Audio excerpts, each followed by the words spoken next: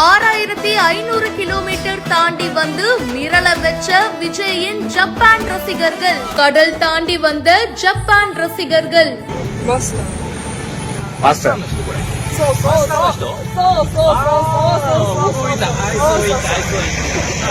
Very big fan? Yes, very big fan. That's why we came especially for watching the house.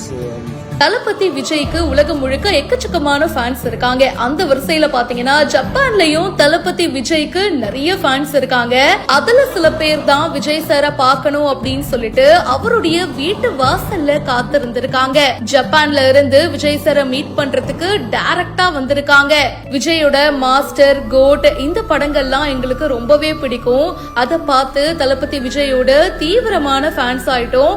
So அவரை பார்க்கணும் அப்படின்றதுக்காக இங்க வந்திருக்கோம். அவருடைய வீட்டு வாசல்ல காத்துட்டு இருந்திருக்காங்க.